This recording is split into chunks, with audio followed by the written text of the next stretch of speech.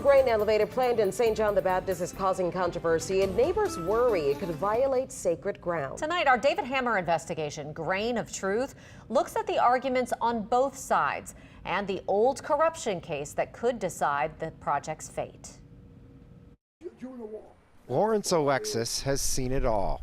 At 94, he's a direct descendant of slaves forced to live and work on the Whitney Plantation on the west bank of St. John the Baptist Parish at the foot of the Gramercy Bridge. By the bridge, that's my grandfather's, that's my dad's land, and that's my mother's land, family land. Alexis grew up working the sugarcane fields between Wallace and the plantation. Mule and plow, we had no tractor, mule. We had to take the dirt away from the can, but that much. Then you gotta get fertilized with your hand. His nieces, Joe and Joy Banner, call him Uncle Did and share his stories. They recently started a nonprofit called the Descendants Project. To present my family story in a way that was dignified for me as a descendant, and I would honor their memory. Which is also the goal of the groundbreaking Slavery Museum at Whitney Plantation, where Joy is communications director. So I'm a descendant of the enslaved people that were here at this plantation and several others along this river road. But they say their preservation work and the emerging Black history tourism that draws 100,000 visitors to Whitney each year are now threatened by a plan to build a 250-foot-tall grain elevator smack dab in the middle of the cane fields Uncle Did once worked. It's right next to our homes. It would tower over us, and it would block out the morning sun. The Port of South Louisiana voted to lease that land to a company called Greenfield Louisiana. Greenfield's David Rollo says the company plans to build a $600 million dock, grain elevator, conveyor system, and silos there. That will be the base of the facility where most of the silos and everything like that will be, restricted to that area. And kind of right through here, down this road, approximately, you'll have the conveyor belt that goes in and out to the docks. Rollo says Greenfield is donating more than $1 million to West St. John High School and also teaming with River Parish Community College to train local residents to fill hundreds of jobs at the facility, which pay up to $75,000 a year. They're going to develop curriculums right here on site. We're going to train as the trades come up throughout construction. The port is rolling out the red carpet for Greenfield, seeking a $25 million federal grant to help build the dock, and signing a deal last month that would limit the company's tax payments to $2 million a year for the next 30 years. And new port director Paul Matthews says it's worth it.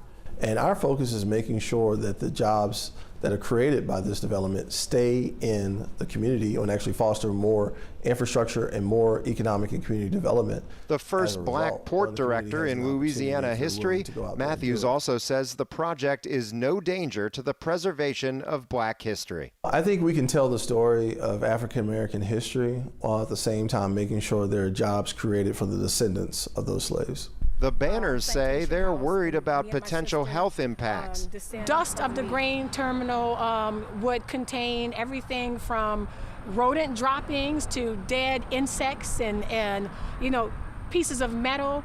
All of that we would be inhaling. But Dr. Reggie Ross, a locally raised physician hired by Greenfield as a consultant, says that isn't a concern. Technology that they will be using will minimize any potential dust exposure, so the impact will be very, very little. OSHA calls grain handling a, quote, high hazard industry.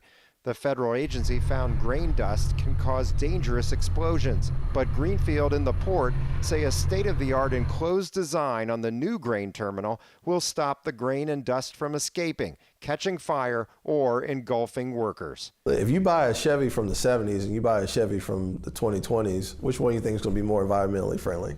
The Banners argue the Greenfield project is another example of environmental racism, when big industrial projects target poor Black communities where the residents can't fight back. But Ross and others say most of the local Black politicians back the project. The community, which is Black, largely supports it. So how can that be environmental racism? The Banners have one more argument, and it might be their only hope to stop the grain elevator. The Banners are suing St. John the Baptist Parish, challenging the zoning of the property.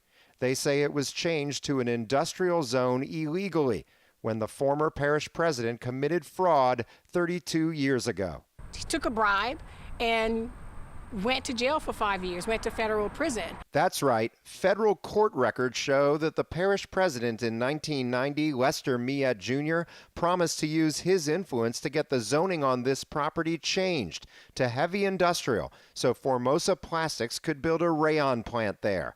The feds moved in, Miette was convicted, and Formosa backed out. Except the zoning was never changed. It just stayed on the books, so we believe. The Banners think the parish may have restored the residential zoning shown on this 2006 survey map. But an official zoning map from the 1990 parish land records went missing. The pages have been ripped out. The clerk of court even wrote an angry note in 1994 threatening criminal charges against whoever took the map. But Matthews says that's not the port's problem. The heavy industrial zoning is still in place. That's what we know. There's nothing else we can do to change that matter. It is zoned I-3. This week, the Banners filed for a temporary restraining order to block any work on the site. You know, I think that there is a way for, the port, the parish, for all of us to all work together for forward progress. But you cannot do it if there is corruption. The man the Banners call Uncle Did says the solution is simple. I think I know the place to put it. Why don't we stick it all around here? David Hammer, Eyewitness News. Construction work is continuing at the site this week, but yesterday the Banners filed for an emergency court order to stop Greenfield from doing ground penetrating work.